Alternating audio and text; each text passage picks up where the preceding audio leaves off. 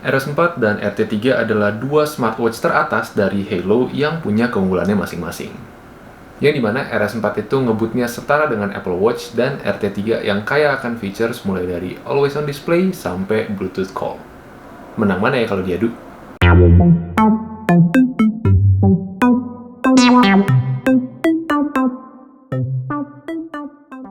Hey, what's up everyone? Back again with me Adito di channel Adito Aditya. Oke, video ini gue buat berdasarkan request dari teman-teman yang bingung mau pilih RT3 atau RS4.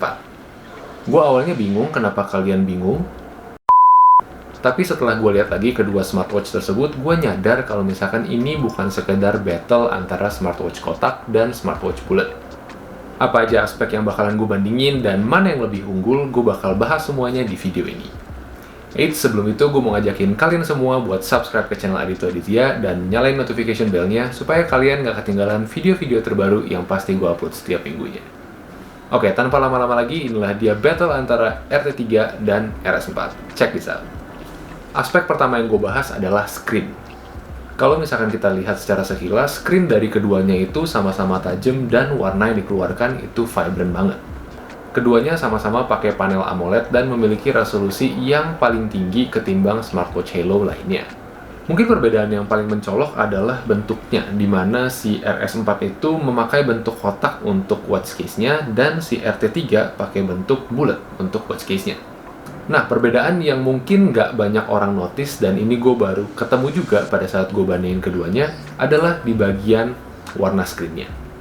Gue juga nemuin ini nggak sengaja pas gue lagi mainin brightness di kedua smartwatch tersebut.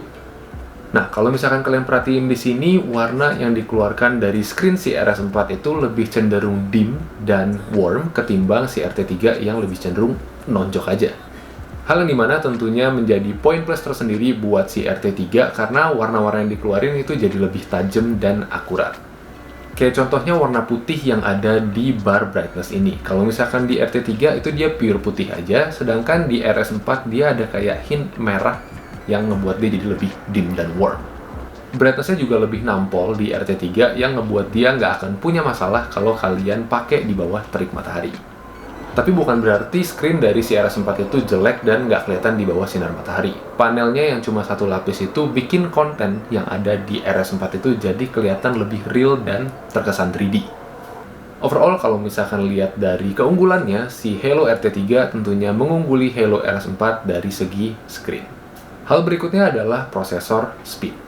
Kalau misalkan part yang ini udah nggak perlu dipertanyakan lagi. Ingat nggak, gue pernah bilang bahwa si Halo RS4 merupakan salah satu smartwatch paling cepat responsif yang pernah gue bahas di channel Adito Aditya. Entah itu dari navigasi antar menu sampai terima notif, pokoknya RS4 itu super ngebut banget. Gue sama sekali nggak menemukan lag atau delay yang sayangnya masih gue rasakan sedikit di Halo RT3.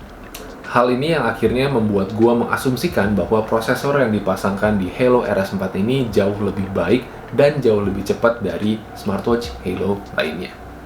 Jadi kalau urusan prosesor speed dan responsiveness-nya, RS4 mengalahkan RT3 secara telak. 105 sports mode, always on display, dan Bluetooth call sukses ngebuat si RS4 tidak mau berpartisipasi untuk dibandingkan di part ini. Gimana enggak? Karena selain 12 sports mode yang dimiliki sama Halo RS4, fitur-fitur lain cuma fitur-fitur basic yang biasanya dimiliki oleh smartwatch budget friendly. Jangankan Bluetooth call, always on display aja juga nggak tersedia di Halo RS4. Kalau watch face gimana bang? 50 watch face yang ada di Halo RS4 tentunya kalah sama 100 lebih watch face yang ada di Halo RT3.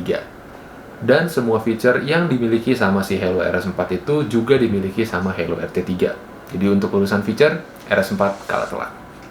Kalau misalkan kalian nonton dan ngikutin perjalanan gua nge-review smartwatch, kalian pasti ingat bahwa comfort atau kenyamanan itu penting banget buat gua.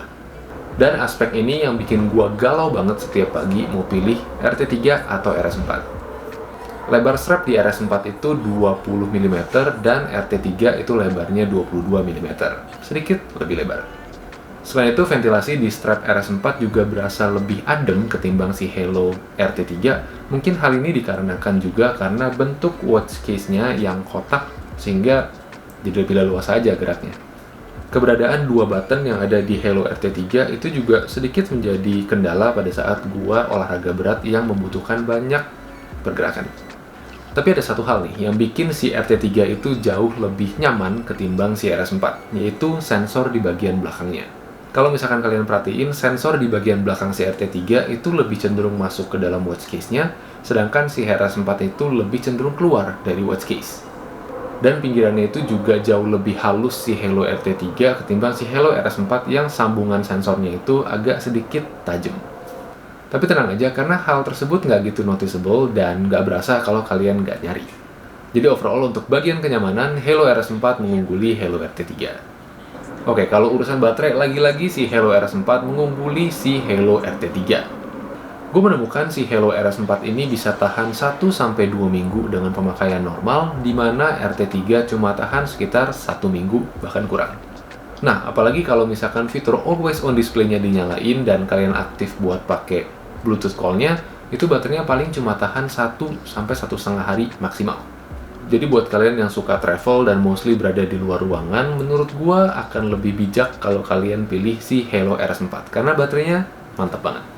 Tapi kalau misalkan kalian mostly berada di dalam ruangan dan punya akses langsung untuk nge-charge si smartwatch-nya, pilih aja RT3 karena fiturnya juga jauh lebih banyak dan bisa dipamerin.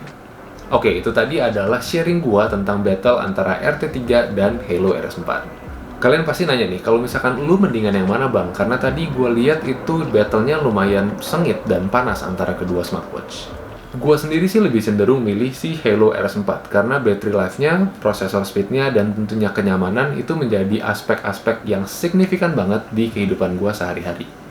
Emang sih, si Halo RT3 ini punya lebih banyak feature kayak 105 sports mode, abis itu dia punya juga always on display dan Bluetooth call, tapi setelah gua sekian minggu pakai si RT3, gua menemukan bahwa gua nggak butuh-butuh amat 3 fitur tersebut. Gue lebih cenderung buat matiin si fitur Always On Display-nya untuk hemat baterai. Habis itu, karena kualitas mic dari si Halo RT3 itu nggak bagus-bagus amat, jadi untuk Bluetooth call, gue biasanya pakai AirPods gue aja. Oh ya, gue udah bikin juga tuh video reviewnya si AirPods 2. Kalau kalian pengen nonton, langsung klik linknya di kolom description di bawah. Dan kalau sports mode, gue pakainya itu kebanyakan cuma walking sama running, yang dimana keduanya itu tersedia di RS4. Dan poin lain yang bikin gue milih si RS4 over RT3 adalah harganya yang lebih murah.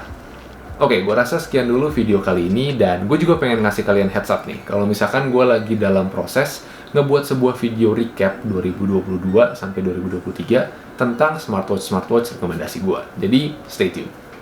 Oke, kalau gitu buat kalian yang suka sama konten-konten kayak gini, jangan lupa like, share, dan subscribe buat nunjukin dukungan kalian terhadap channel Adito Aditya. As always, last but not least, keep learning, but take it slow. Adito out, see you in the next video.